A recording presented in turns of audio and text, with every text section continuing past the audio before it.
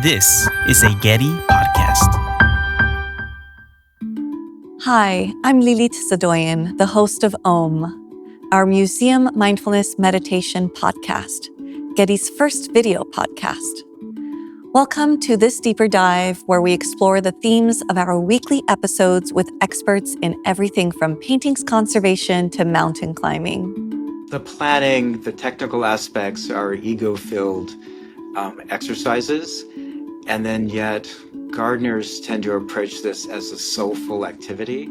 This week, we did a flowing water meditation inspired by Robert Irwin's Central Garden at the Getty Center.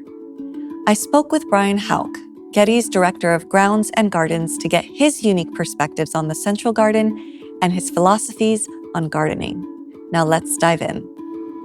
Hi, Brian. Thank you so much for joining us today. Hi, Lily. It's good to be here. Thanks for talking to me. Brian, in the Flowing Water Meditation episode of this podcast, we focused on Robert Irwin's Central Garden here at the Getty Center. I know that Robert Irwin was very intentional about the flow of water in the garden, so could you please tell us a little bit more about that? The water is a principal feature. So as you walk down through the stream, you cross the water in 4 locations. There are 4 bridges. He arranged these very large boulders very specifically. He had great fun placing them.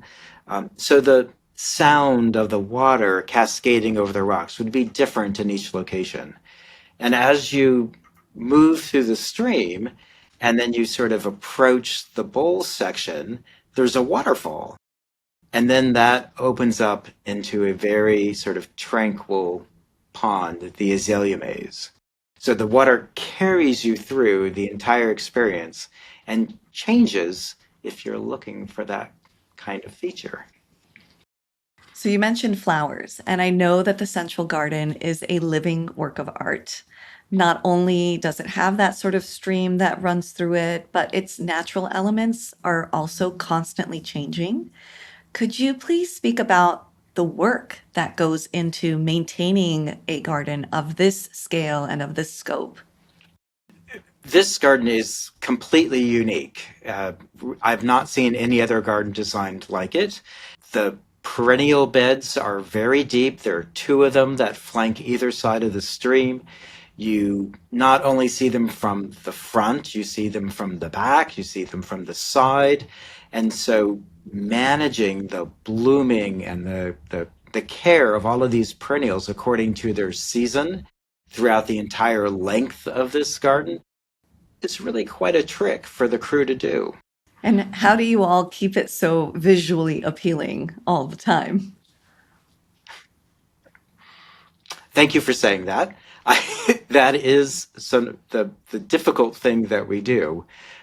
It's a lot of documentation, it's a lot of scheduling, it's a lot of adjusting to whatever climate is happening at that time. Gardeners live, 6, 12 months in advance, and so we're always working to plant at the right time. It requires us gathering the right materials, knowing exactly when to put them in the ground, and coordinating when they might bloom. So I'm very glad to hear that you think we're achieving our goals. Definitely.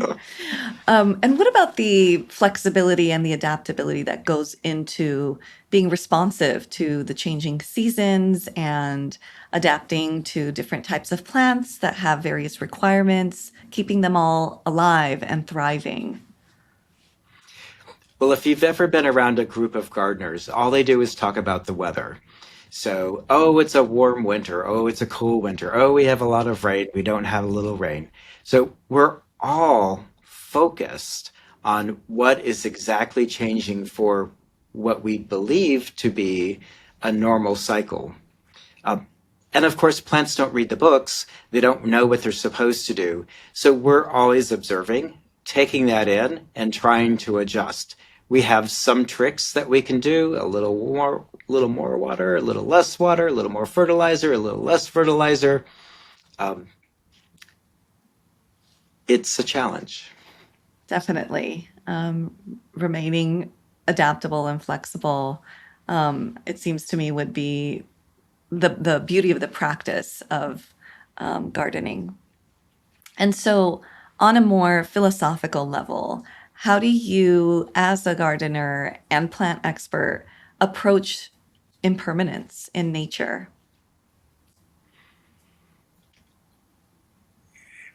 Yeah. Uh, it is something that we grapple with in an existential way.